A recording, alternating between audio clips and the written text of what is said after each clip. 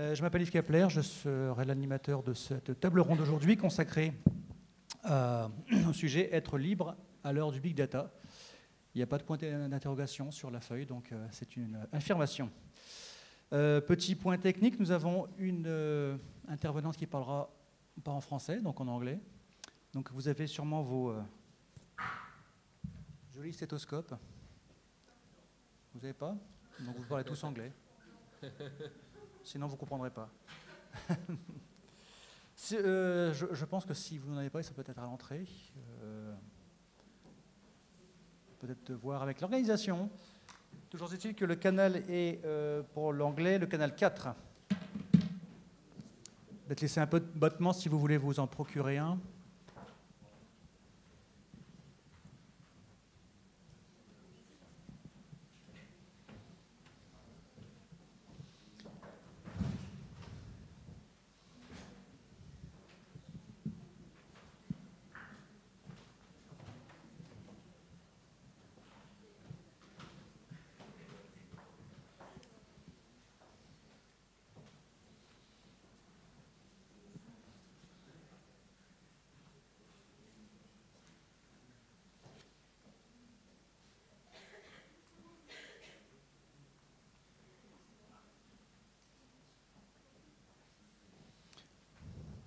Ok.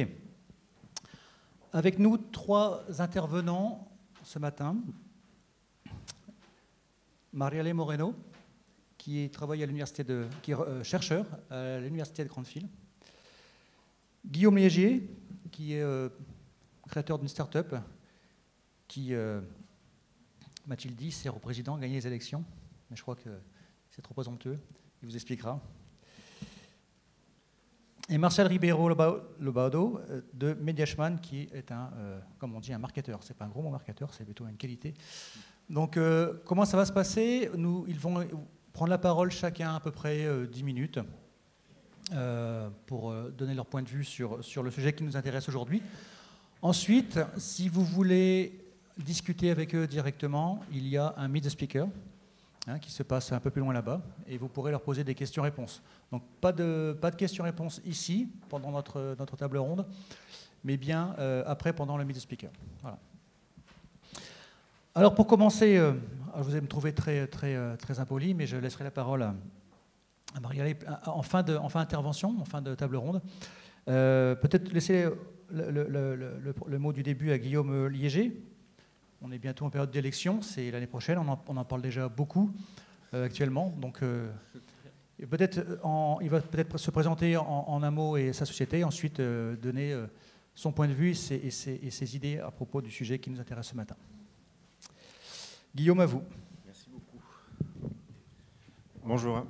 Vous m'entendez bien? Ça va? Je parle à la bonne distance du micro, j'ai toujours un problème avec ça, donc si jamais ça fait des bruits bizarres, dites-le moi. Merci beaucoup d'être venu ce matin, je suis ravi d'être ici. Donc en quelques mots, alors je m'appelle Guillaume Liéger, je suis l'un des dirigeants de Liéger Muller-Ponce, LMP. Nous, ce qu'on fait, c'est qu'on combine data, digital et l'humain, le contact direct en porte-à-porte, tout ça pour organiser des campagnes électorales, on l'espère, plus efficaces. Et depuis 2012, on a travaillé dans une dizaine de pays européens, donc ce dont j'aimerais vous parler ce matin, c'est en quoi le big data transforme les campagnes électorales, transforme la relation que les candidats et les élus peuvent avoir avec des citoyens. Et pour commencer, j'aimerais vous proposer de voyager un tout petit peu et de remonter dans le temps. En 2008, aux États-Unis, à ce moment-là, je reprends des études à Boston et j'arrive là-bas fin août.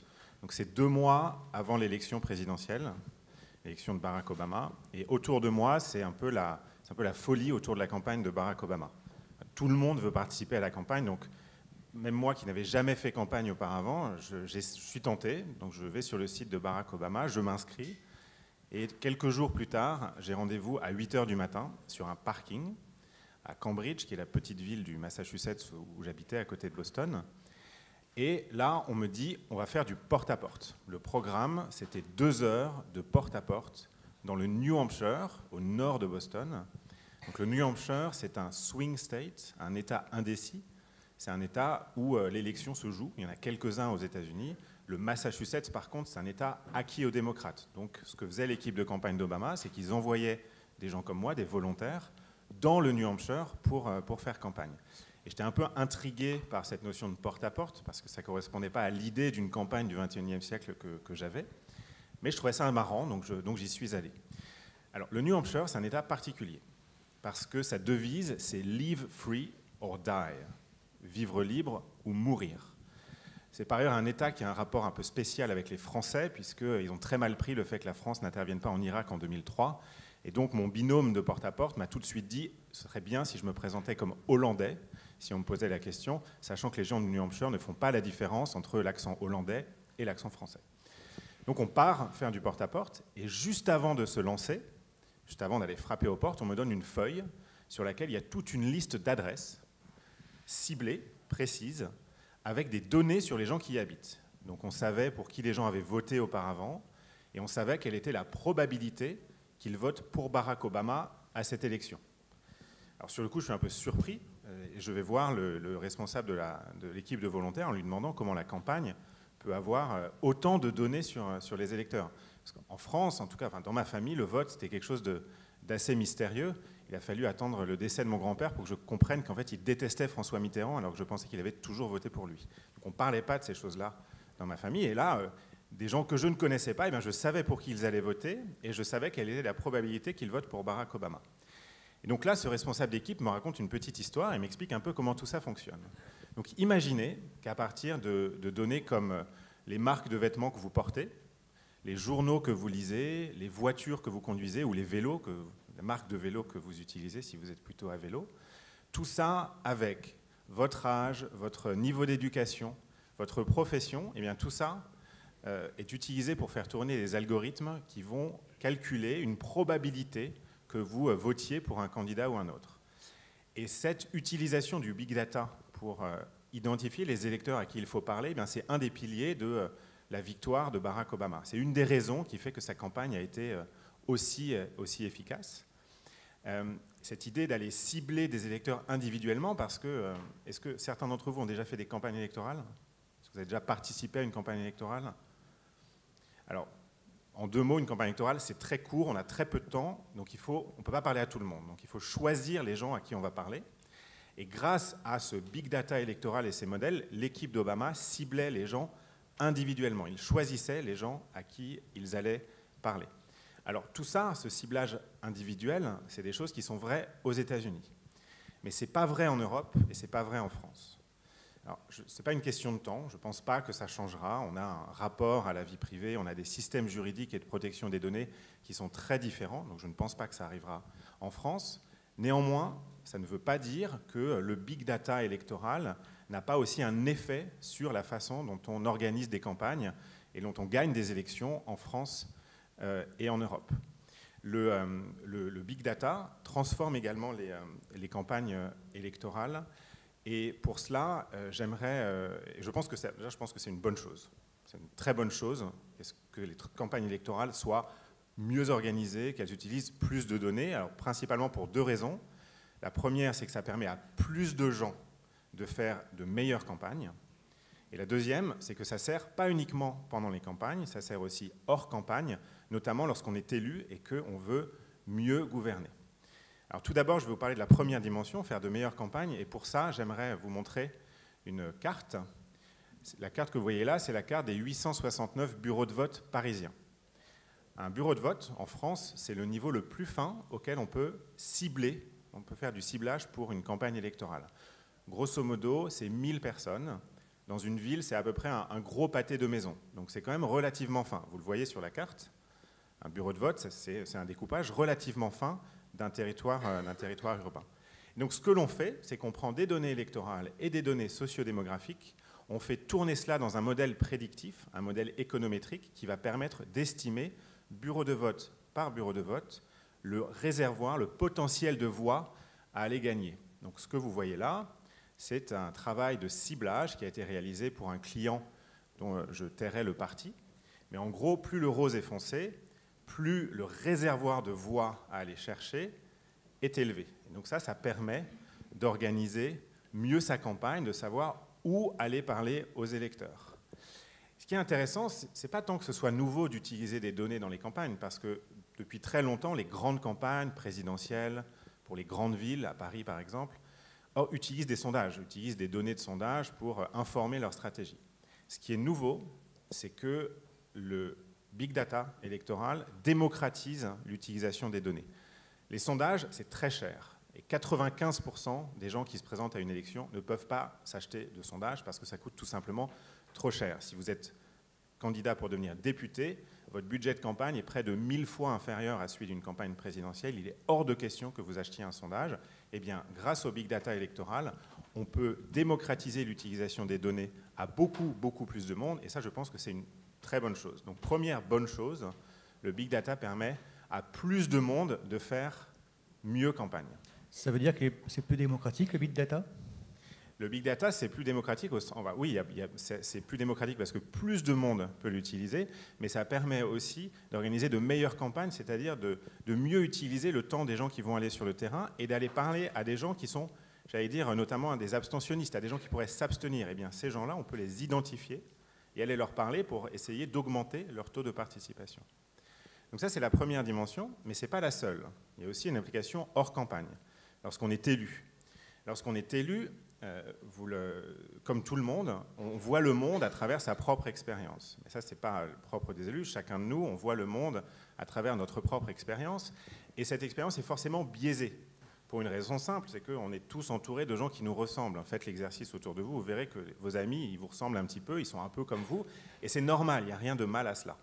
Ce que ça veut dire, par contre, c'est que du coup, la vision qu'on a est biaisée, n'est pas représentative de l'ensemble de la société. Et là encore, ce n'est pas un problème, il faut simplement en être conscient. Eh bien, lorsqu'on est élu, c'est pareil.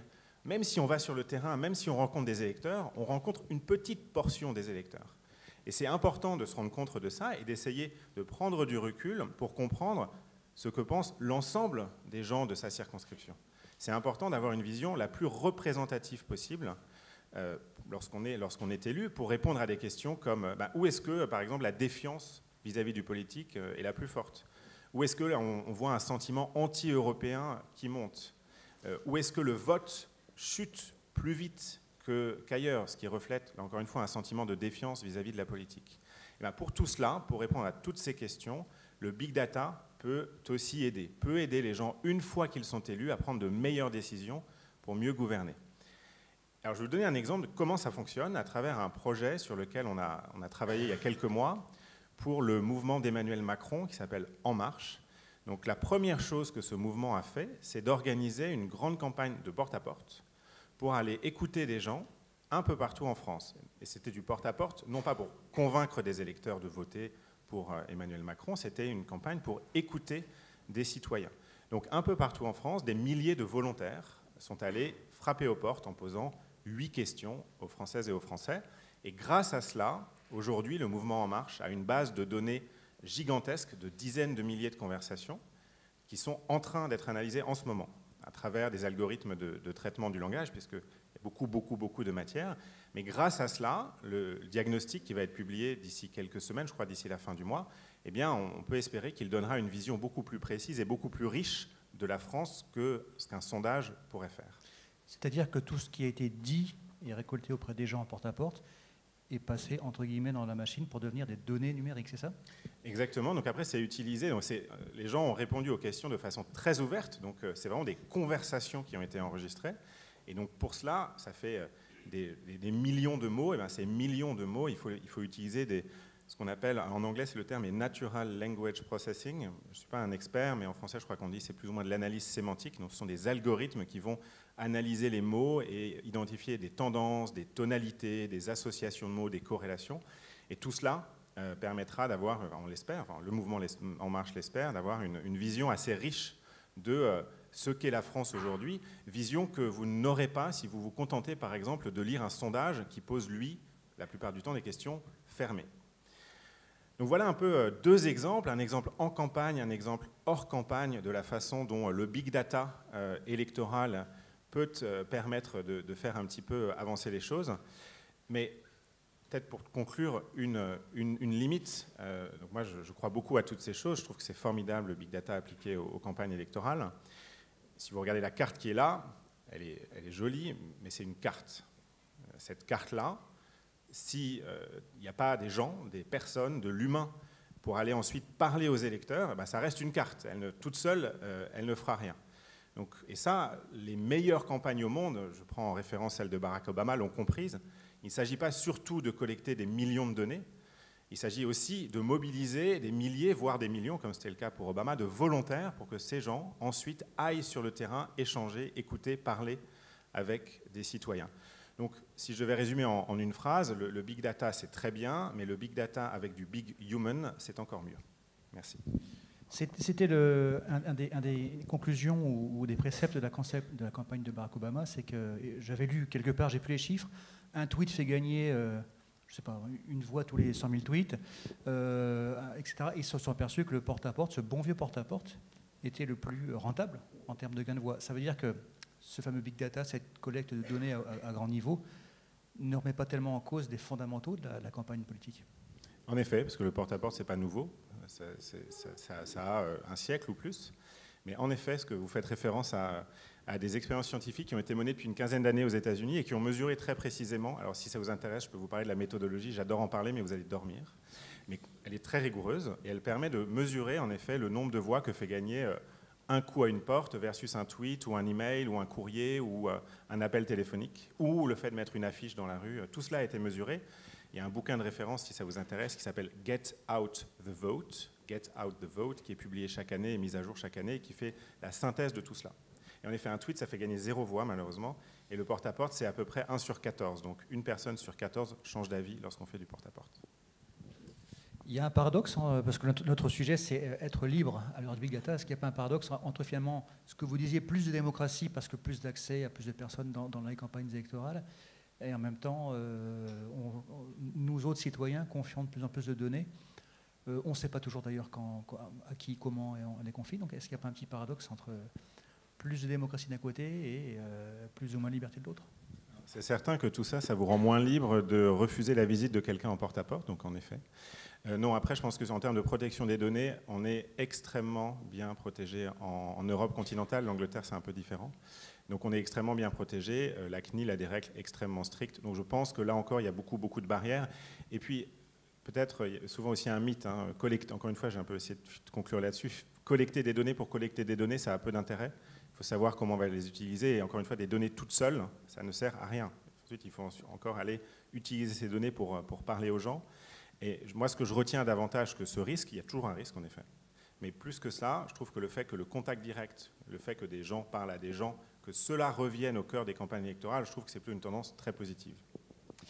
Merci. Donc on a vu la partie marketing électoral, et donc on va passer à une partie marketing plus générale avec vous, Martial. Donc le big data, aujourd'hui, c'est la pierre angulaire du marketeur? Oui, un petit peu. Alors je vais me présenter rapidement, je m'appelle Martial et j'ai une agence de publicité sur Internet. Donc on travaille beaucoup avec des bannières et également sur les moteurs de recherche, y compris Google.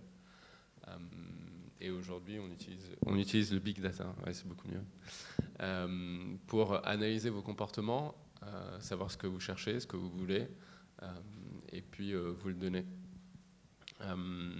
Avant de continuer, parce qu'on n'a pas forcément dit les évidences, et c'est toujours une erreur, le big data, c'est quoi? Alors, le big data, concrètement, c'est la collecte, le stockage et l'analyse des données dans le but de prédire ce que vous allez faire, d'influencer ce que vous allez faire, et également de mesurer dans quelle mesure les actions qu'on a entreprises ont été capables d'influencer dans le bon sens vos actions. Donc un exemple typique d'utilisation de big data, vous avez sûrement déjà été confronté à ça, vous allez sur un site e-commerce, vous regardez un produit, et puis après vous allez sur un autre site, un site d'actualité, sur n'importe quel autre site qui a des bannières, et étrangement vous retrouvez le produit que vous avez visité quelques heures avant mais que vous n'avez pas acheté. Et puis parfois, ça peut durer longtemps, ça peut durer plusieurs jours, plusieurs semaines. Donc ça, c'est ce qu'on appelle du big data. Il y a une société française très connue qui s'appelle Criteo, qui utilise cette technologie-là. En gros, on met des capteurs sur le site de e-commerce. Ce capteur capte quelle page et quel produit vous avez été voir. Et ensuite, en fonction de là où vous vous promenez, il vous réaffiche ce produit, ainsi que des produits proches qui sont un peu plus chers ou un peu moins chers. Le but étant de vous faire passer à l'action et de vous faire acheter. Quand on regarde sur la partie Google, vos recherches en disent énormément sur vous. Aujourd'hui, Google est capable de prédire, par exemple, une épidémie au niveau d'un pays ou même au niveau d'un quartier, bien avant les autorités. Parce qu'ils regardent les mots-clés que vous allez taper dans le moteur de recherche. Et souvent, vous allez taper des symptômes qui vont leur permettre à eux de savoir si ils se rendent compte que dans cette salle, tout le monde est en train de chercher un symptôme en particulier, et on va se dire, tiens, dans cette salle, il se passe peut-être quelque chose. C'est derrière, nous, en tant que marketeurs, on apprend beaucoup sur vous, sur ce que vous voulez, et sur ce que les annonceurs ont à vous donner, en quelle mesure ça correspond à ce que vous attendez.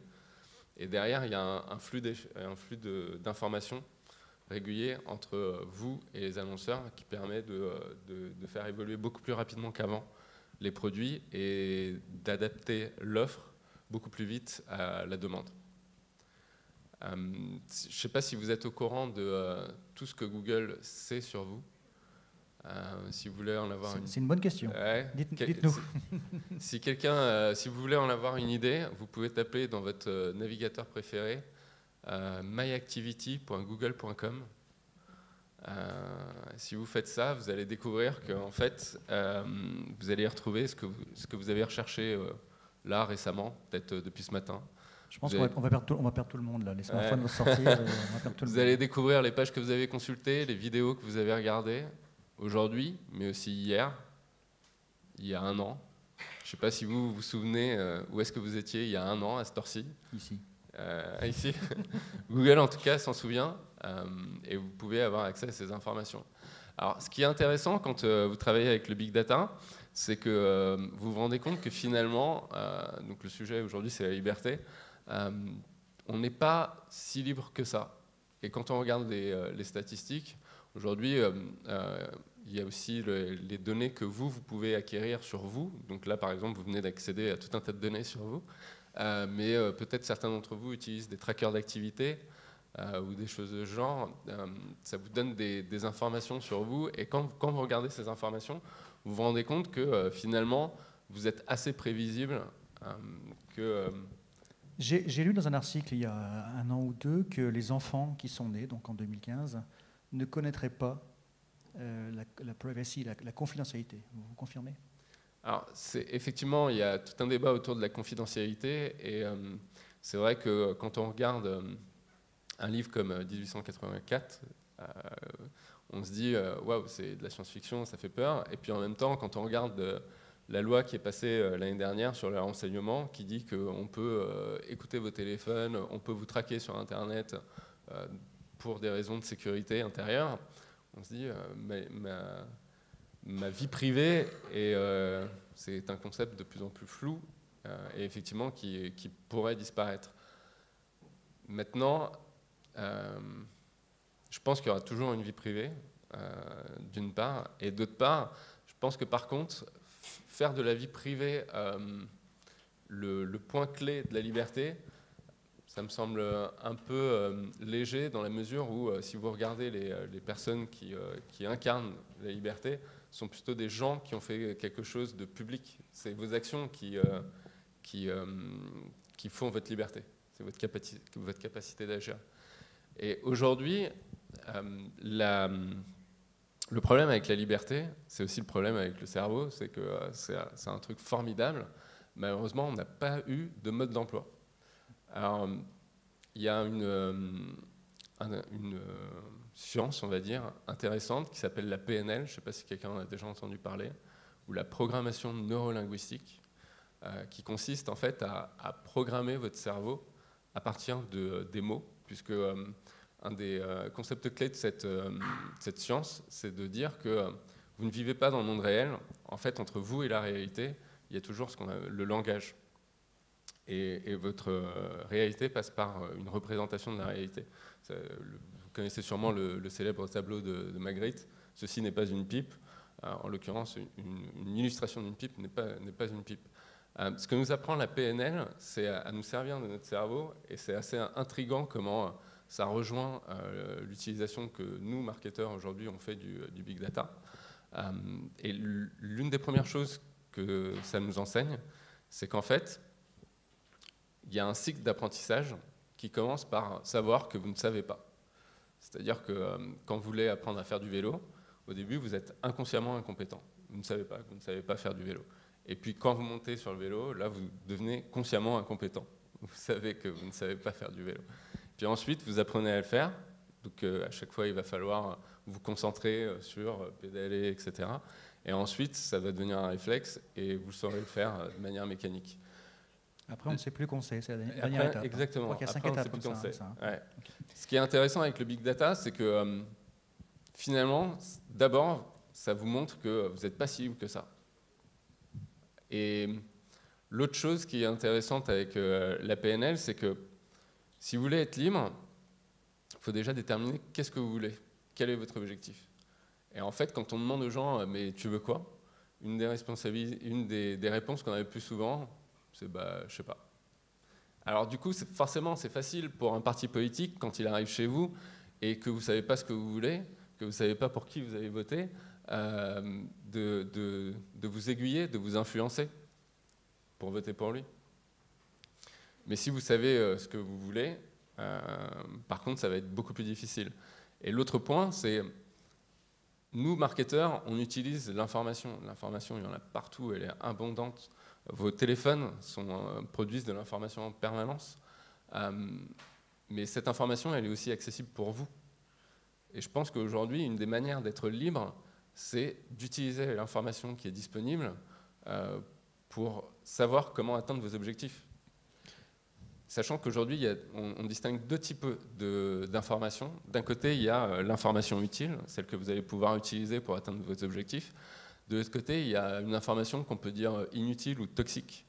Je ne sais pas si vous avez croisé, il y a eu un super article de Tristan Harris, il y a peu de temps, qui travaillait chez Google et qui a expliqué comment on vole du temps aux gens en les enfermant dans une interface comme celle de Facebook. On parlait de millions d'heures par an. Hein. C'est ça qui faisait référence, je crois, à 350 millions d'heures. C'est-à-dire qu'on va vous présenter, si vous prenez le fil d'actualité de Facebook, il va vous envoyer tout un tas d'informations. Elles ne sont pas forcément utiles. Par contre, grâce au big data, elles savent, le fil sait qu'est-ce qui va attirer votre attention, qu'est-ce qui va la capter. Et vous pourriez passer la journée à regarder un fil d'actualité, à découvrir des informations, mais en fait, ces informations n'ont pas d'intérêt. Elles ne vous sont pas utiles. Les informations qui sont utiles, elles vous permettent de réaliser votre objectif, elles vous permettent de vous former. Et il y a eu un article aussi qui est paru très récemment qui indique que ce genre d'information vous permet de reconstituer votre capital neurone. C'est lutter contre l'Alzheimer, en fait. Ouais. En fait, est-ce que ces notions de big data, de liberté, ne souffrent-elles pas d'une très mauvaise image? Vous parlez de 1984, on parle toujours d'une espèce de monde comme ça, où les GAFA sont en train de nous accaparer et notre temps et nos neurones. Pourtant, vous citiez Google qui peut prévoir des épidémies, etc. Pourtant, on est tous aujourd'hui bénéficiaires individuellement de ça. Est-ce qu'il n'y a pas un petit problème de pédagogie, d'explication, y compris pour des marketeurs, autour de ce sujet-là? Alors, effectivement, il y a un problème de pédagogie et il y a surtout un problème d'action, parce que finalement, ce qui est intéressant dans la liberté et l'exercice de la liberté, c'est qu'est-ce que vous en faites.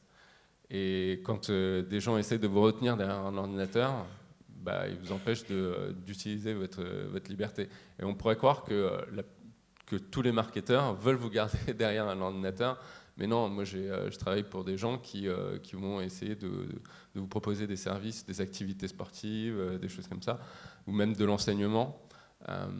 Donc là-dessus, on essaye vraiment, nous en tant que marketeurs, de découvrir ce dont vous avez besoin, ce que vous voulez, et derrière d'y répondre.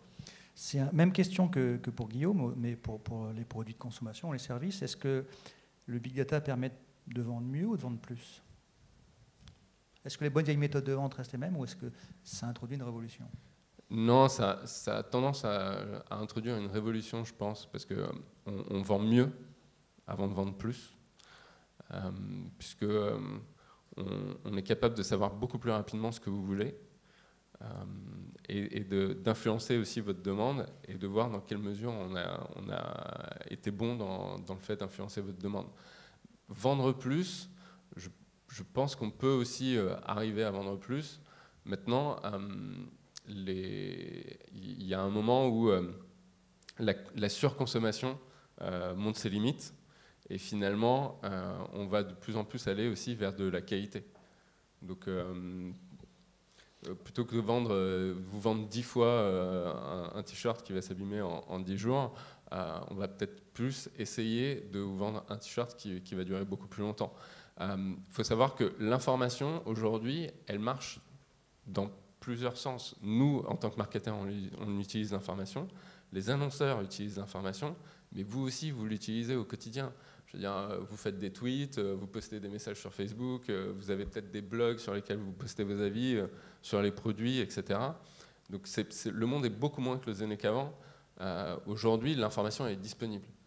Donc, et je pense que de plus en plus de consommateurs l'utilisent. Une question à laquelle vous pourriez répondre tous les trois, est-ce qu'on peut échapper aujourd'hui à cette captation d'informations personnelles autrement qu'en s'enfermant dans une grotte? Je la pose déjà à vous. Je pense que oui, on peut effectivement échapper à une partie, peut-être pas la totalité, puisque aujourd'hui on est vachement dépendant de choses comme un téléphone, un ordinateur. Maintenant, on n'est pas obligé d'avoir un compte Facebook ou d'avoir un compte Facebook qui est rattaché à vous. On peut échapper au moins en partie à la captation des données. Peut-être pour conclure, donnez-nous une vision prospective de ce qu'on peut être demain en tant qu'homo economicus digitalus. Qu'est-ce que vous demandez vos clients finalement et qu'est-ce qu'on peut faire et pas faire? Est-ce qu'il y a des choses qui sont... Enfin, voilà, qu'est-ce que sera demain la consommation digitalisée? Eh ben, je pense qu'en fait, l'humain, je suis assez d'accord, l'humain reste au centre. Et finalement, le futur, c'est vous, c'est ce que vous allez en faire. Donc, les produits qu'on fait, si vous ne les achetez pas, ben, on va arrêter de les vendre, on en fera d'autres. Donc, l'être humain et pas seulement l'être humain dans sa vie privée. En fait, ce qui est intéressant, c'est l'être humain ensemble. C'est l'altérité. C'est le fait d'être plusieurs êtres humains. C'est ça qui va changer les choses. C'est le cas aussi en politique. Hein. Finalement, ce qui est intéressant, ce n'est pas la voix d'une personne, c'est la voix d'un maximum de personnes. La majorité, c'est ça qui fait avancer l'être humain. Merci. Marielle, c'est le moment de mettre vos écouteurs si vous avez besoin d'une traduction en anglais, canal 4 pour la langue anglaise et 3 pour la langue française. Donc ça sera plutôt canal 3 pour vous, je pense. Marielle, in English or in French? I think in English. Bon, je pense en anglais quand même. Alors, peut-être que vous pourriez nous dire un peu ce que vous pensez de ce que vous venez d'entendre. Alors, je ne parle pas français. Je comprends un peu le français. Et je pense que les deux points de vue, pour ce que j'ai compris, parce que je n'ai pas écouté la traduction, je pense que ces deux points de vue étaient intéressants. Quant à la façon d'appliquer le big data pour mieux connaître les clients, comment mieux se positionner sur le marché, comment mieux connaître les citoyens, connaître leurs préférences dans un système électoral, par exemple. Ça permet peut-être d'avoir une meilleure vision de l'issue de ces élections et peut-être qu'on peut avoir un processus plus transparent également. C'était très intéressant. Alors, est-ce que je peux commencer? Oui, allez-y. Alors, je suis Mariale Moreno et je suis chercheuse à Cranfield University. Alors, moi, j'ai un point de vue un peu différent sur la façon dont on peut appliquer le big data. Je travaille au niveau des universités, donc on fait beaucoup de recherches, beaucoup d'enseignements également. Mais la plupart de nos travaux de recherche portent sur ce à quoi pourrait ressembler l'avenir. Et surtout à Cranfield, parce que c'est une université pour des doctorants. Et nous pouvons nous spécialiser davantage. Et donc, nous avons des bases solides et nous préparons les étudiants afin qu'ils soient bien conscients des tendances, des grandes tendances pour l'avenir. Donc, Big Data, c'est quelque chose d'important et ça va être de plus en plus important. Nous essayons également de préparer nos étudiants aux défis qui les attendent, alors notamment en termes de développement durable et tout ce qui a trait à un avenir meilleur. Donc, on parle d'économie positive, d'économie numérique et d'économie circulaire. Alors, j'aimerais vous donner 3 exemples de la façon dont nous travaillons avec les organisations, avec les entreprises, mais aussi de quelle façon nous mettons à profit ces relations pour pouvoir fournir un bon enseignement à nos étudiants. Alors, 3 exemples. Un projet de recherche, deuxièmement un hackathon, et le troisième, c'est un apprentissage qui a été développé par 3 de mes étudiants qui sont dans le public aujourd'hui. Alors, le premier, projet de recherche. Je dirige le réseau NECODE. Donc, il s'agit de fabriquer des biens de consommation à l'ère du Big Data. C'est un sujet qui a commencé à prendre de l'ampleur au Royaume-Uni. Il s'agit de savoir comment faire revenir la fabrication au Royaume-Uni, tout en sachant que les choses ont changé. Donc, on met à profit les nouvelles technologies, l'Internet des objets et le Big Data. Alors, afin de pouvoir prouver que cela est faisable, nous avons cet été préparé quelque chose avec l'industrie de la mode. Nous avons développé un petit projet qui s'appelle le Shoe Lab, donc laboratoire chaussures. Il s'agit de rapatrier la fabrication de chaussures au Royaume-Uni, pas uniquement au Royaume-Uni, mais également de faire en sorte que le magasin de détail soit également le lieu dans lequel on voit sa chaussure être produite et là où on peut l'acheter. Alors, comment est-ce que ça fonctionne? J'ai 4 étudiants qui travaillent sur ce projet, un sur le business model, un sur l'impression 3D de la chaussure, un autre sur l'utilisation du Big Data et le dernier étudiant sur l'aspect confidentialité des données. Alors, ce Shoe Lab a été développé de la façon suivante. Il s'agit d'utiliser les données récupérées par scanner dans le magasin. Donc, l'utilisateur vient dans le magasin, on scanne le pied. Cette information est envoyée à une imprimante 3D et vous obtenez vos chaussures directement dans le magasin. Ensuite, vous avez la possibilité d'essayer vos chaussures, de les porter. Et même avant que la chaussure soit complètement produite, vous pouvez voir si elle vous plaît, si elle est confortable, si la couleur vous convient. Et ça permet vraiment de personnaliser l'objet. Ensuite, il y a des capteurs sur la chaussure qui permettent de savoir quelles sont vos performances. Ça peut également ouvrir les portes chez vous, procéder à des paiements. Les technologies existent, on fait déjà ça avec son téléphone. Vous pouvez également communiquer avec d'autres utilisateurs. Et l'idée est également de faire en sorte que la communauté locale soit intégrée au concept. Donc, vous pouvez partager l'information avec les autres utilisateurs qui se rendront dans ce même magasin. Pour ce qui est de la protection des données, il est important de comprendre comment on peut protéger les données des utilisateurs. Bien entendu, il est évident que beaucoup de données pourraient être volées. Donc, il est important d'informer les utilisateurs des données qui sont utilisées et de la façon dont elles sont protégées. Pendant ces 4 mois, nous avons donc travaillé sur ce projet de laboratoire, le Shoe Lab. Ce projet a été sponsorisé par Cisco. Je dois le mentionner. Cisco est une entreprise qui s'intéresse énormément à la connectivité. Ils veulent pour que tout soit connecté à Internet, notamment les objets que l'on porte. Donc nous avons un POF. Nous avons imprimé une chaussure en 3D. Je ne l'ai pas apportée avec moi parce qu'elle est exposée ailleurs.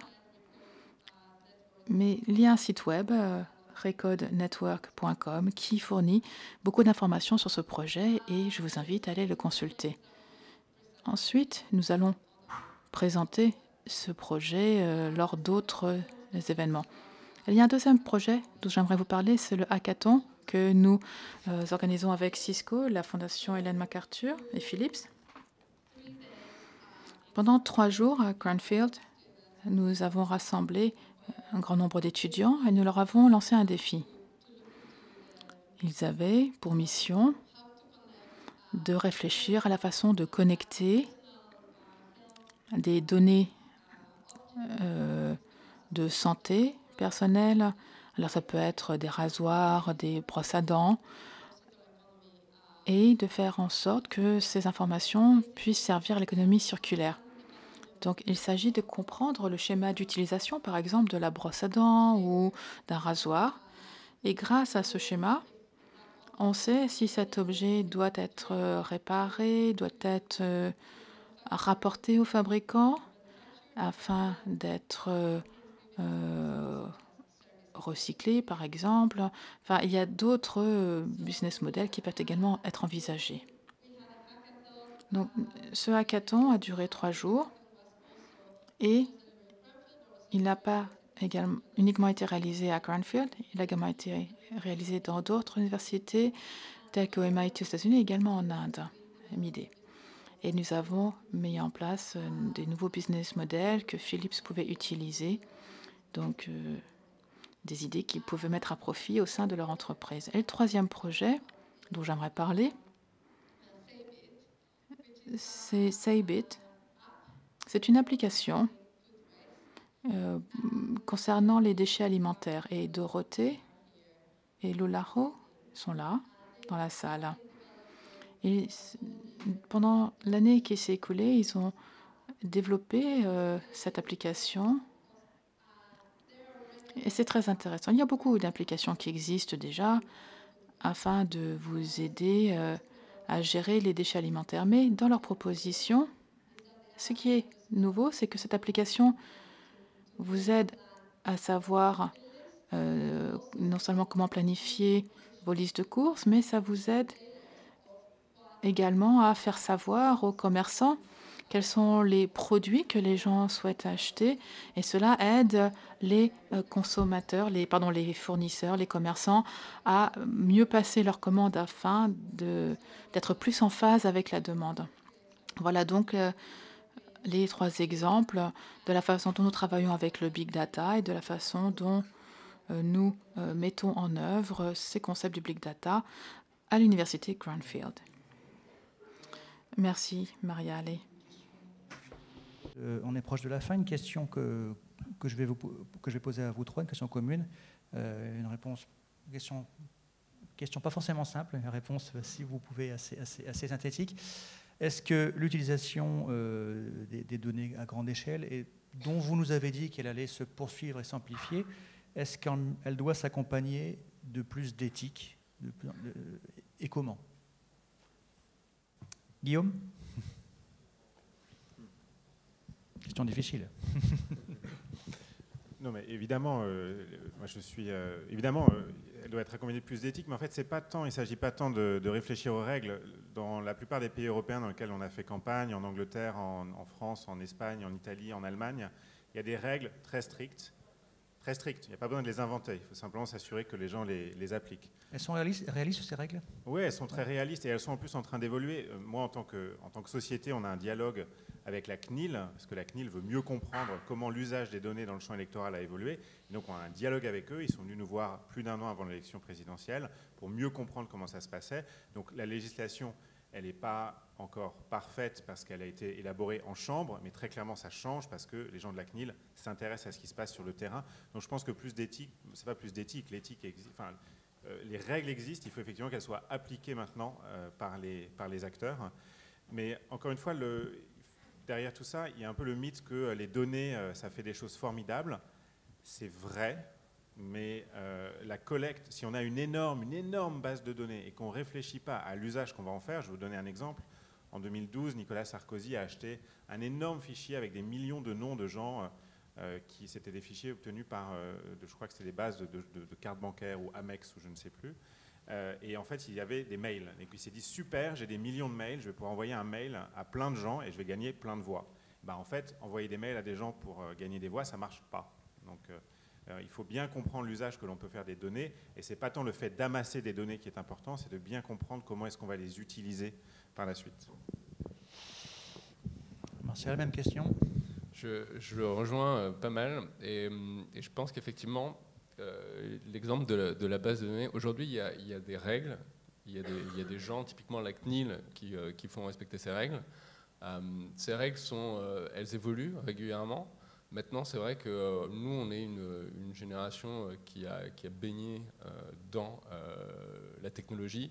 Les gens qui aujourd'hui font les lois, peut-être un peu moins, du moins les gens actuellement qui font les lois. Maintenant, au fur et à mesure que de nouvelles personnes intègrent des structures comme la CNIL, ils sont plus au fait de comment ça marche, de comment marchent les technologies, et la loi évolue.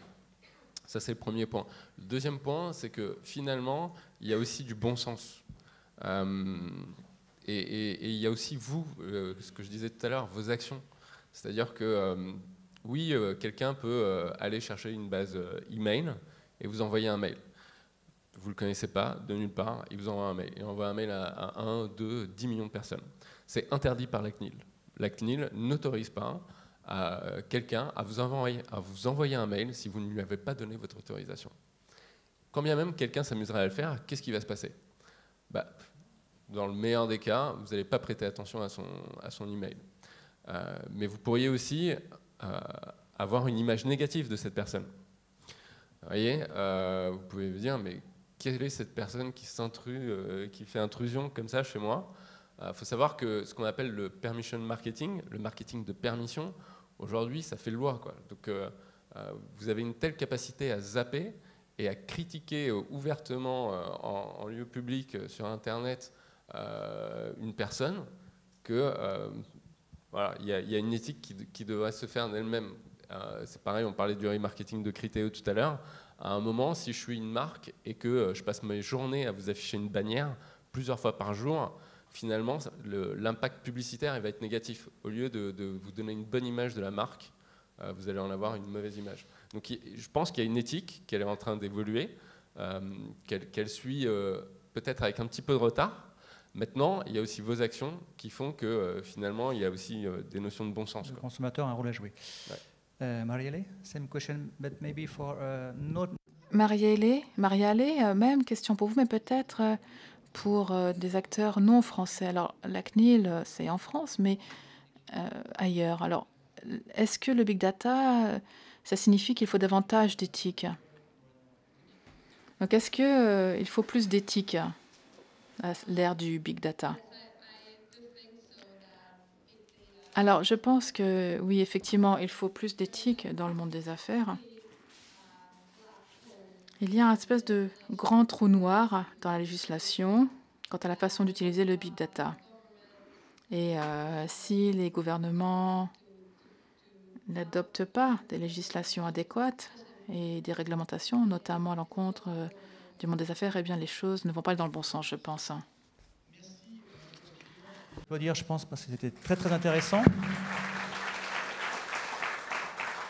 Et tellement intéressant que vous allez pouvoir leur poser plein de questions, si vous le souhaitez.